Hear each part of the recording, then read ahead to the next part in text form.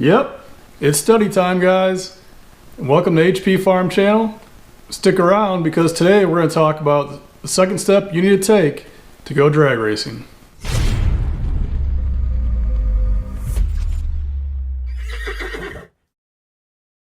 Welcome back to the farm, guys. Like I said in the intro, today we're going to talk about step number 2. And real quick though, I want to recap what step 1 is. And it's set your goals, determine and set your goals.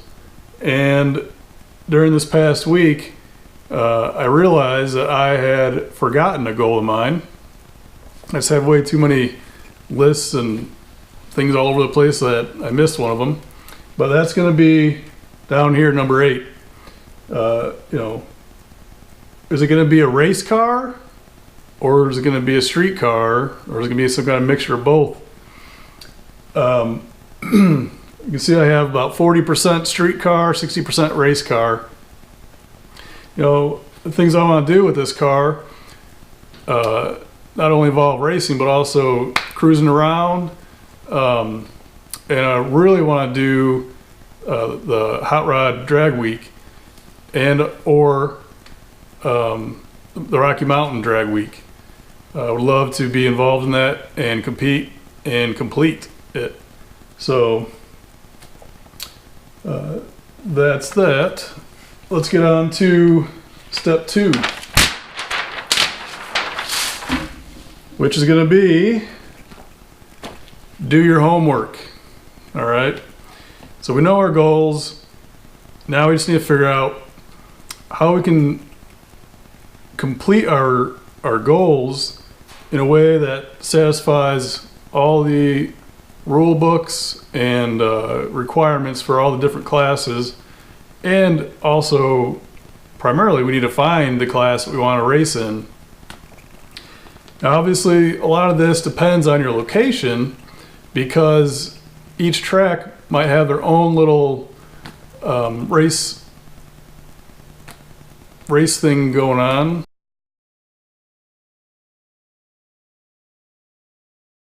So here I have the NHRA book, NMRA book, NMCA book, and the NHRA book. And obviously, like we said in video 1, was our safety requirement wise, we're going to be dealing with NHRA requirements because these are the most respected and the most followed. And you can see that in a lot of these rule books, because especially the NMRA or NMCA and any other thing, racing bodies, because they refer a lot back to NHRA requirements. The only one that might be a little different is IHRA, but for the most part, these are pretty close to the same as NHRA. And you can see here, it's even, IHRA is less than half the thickness of the NHRA one. Safety-wise, they're very familiar to each other. So in addition to those 4, I also printed off some others that most likely a lot of people would be interested in racing in. I got Rocky Mountain Race Week here, and another thing is you can really see the varying levels of detail that all these different sanctioning bodies or people who are putting on races, the different levels of detail in these rules. Like every class for the Rocky Mountain Race Week fits on 3 8.5 by 11 pages. So you can, by getting all this information and comparing, you can really see which classes will fit you best. Mod Nationals, I got a few different classes, and they got some pretty well and detailed rules to follow, nicely laid out. And the only problem I see with some of these is that if it's not a bracket racing class, you really have no idea how well you could do or how poorly you could do in the class, because there's no time restrictions or requirements. you basically have to look up on the web and see what some of the classes are running, and kind of get an idea of if you can fit in the pack or not. A big one, like let's see, Hot Rod Drag Week, they documented their class runs pretty well, and so you can go back, you can look, that you can pull it out. They put it all in an Excel spreadsheet, and you can go look that up, download it, see what the people are running in those classes, to get an idea of how you're going to fit in the pack.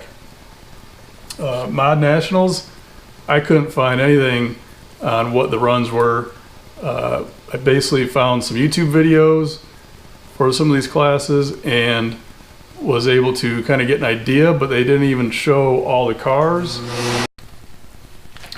Sorry about that, guys. The shop heater kicked on. I forgot to turn it down so it didn't interrupt us. So like I was saying, Mod Nationals, I had to find some YouTube videos for these classes and kind of get an idea of what those cars are running. The only problem with that is you don't see all the cars, so and you know, you could watch half an hour maybe and waste some time doing that. Let's see here. Hot Rod Drag Week, like I was saying, you can download the Excel spreadsheet that lists all the runs that were made by everybody in the classes, and get an idea of where you would fit in. The rules are really well laid out. It was easy to figure these ones out. There was a few questions I had, and we'll get to that in a little bit. One that I really liked is the World Cup finals. They have a basically a quick view guide as to what their classes are, and they have time frames that you have to be in. So like every class has a minimum time that you need to be able to compete with. And one thing that makes it a little difficult here for the World Nats is that, the World Cup, I'm sorry, is that you have to have video evidence and basically prove that your car can compete. And it's not bad. Doesn't make things easy, but of course that is a high profile race, and they want the best of the best. The World Cup rules were pretty good, they're thorough. They also incorporate a crossover list. So like there's let's look at the True Street Domestic, right? They have different engine platforms, and for those different engine platforms they have certain requirements: weight, power adder, stuff like that, you know, power adder size. And then if you go to Super Street, they have the crossover list. So if you ran an NMCA, Texas 2K, so they basically tell you, which is really nice because that's one of the hurdles of going these different racing sanctioning bodies and programs, is that you have to compare the rules and see what you're legal for, what you're not, what you'll have to change if you want to race in that class. So it's really nice to see that they kind of take some of that work away from you and just basically tell you, you know, if you were in the stick shift challenge at Texas 2K, you have these certain tire sizes, turbo size, minimum weight, what fuel's okay. So that makes it really nice.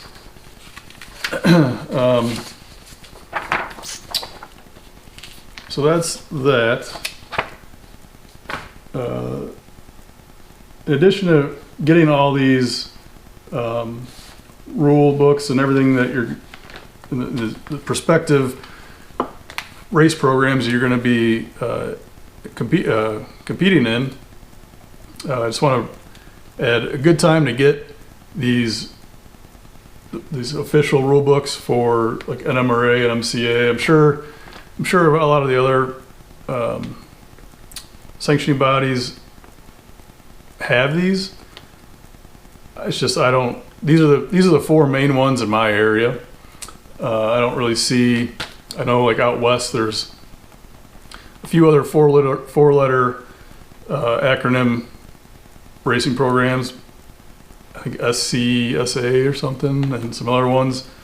But I won't be anywhere near to compete in those, so I'm not going to worry about it. But a good time to get these is like the last race of the season if you can. I mean, I had to buy the IHRA and NHRA ones, but the NHRA and NMCA, you know, they had stacks of them there.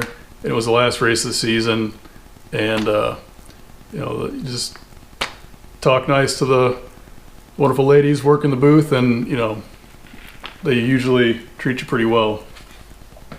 So that's that. I will say something to do in addition to getting those is get a notepad. This is good for making your lists, questions, things like that, as you're reviewing these rule books, things that stand out and make you wonder or confuse you, write those down, because in a lot of the rule books they tell you who to contact if you do have questions, or like NMRA, they have some rules in there that state it has to be a widely available and used aftermarket part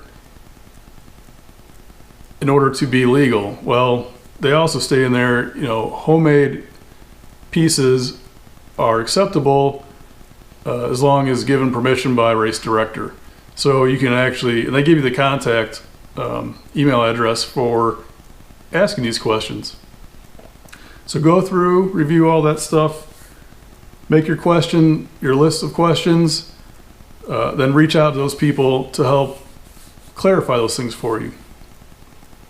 Another thing I highly recommend is to get a more sophisticated notebook. You could almost call it a race car journal, and you know, it could be a composition workbook, it could be just a regular 3-ring binder, or not 3-ring binder, but a spiral bound notebook like you use in class. And in it, you know, write your goals down, make parts lists, things like that. You could even have like a page for safety requirements, or you could have a page for classes even for each of the sanctioning bodies. And then you could, after that, you could make a safety requirement list.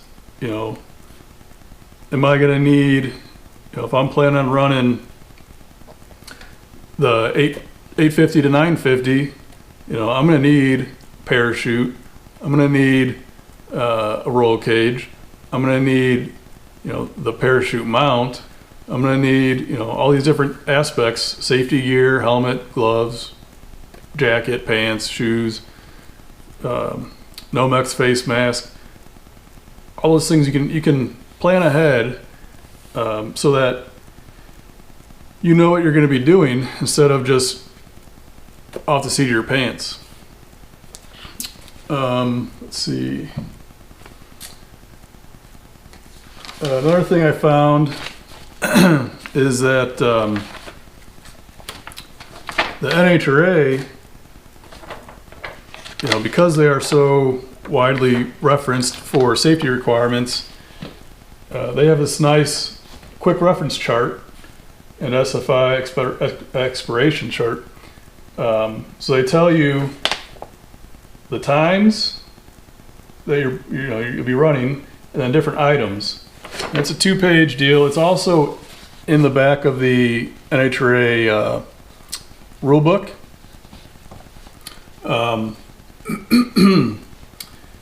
And they do, on their website, they do have a direct link to this. So I will list that down below in the description. One thing I will say with the NHRA website is it's not exactly the easiest to navigate. They have a main website, and then they also have a racers website, NHRAracers.com, and then within there they have different division websites, so it can get a little confusing and a little circular to find things. Just a quick recap. So like this rulebook here is a 2018 NHRA rulebook. You know, and every year there's different amendments they add or things they take away. Well, on the website you can get the amendments and the things that were changed without paying for a rulebook. It's open to the public, and they make it really clear as far as what's removed, what's added, what's new. So it makes it really easy to find things. So that's just a general overview. I will put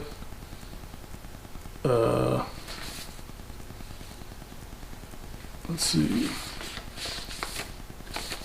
Okay, so I'll put the NHRA website links down below. Let's see. What do we want to talk about next?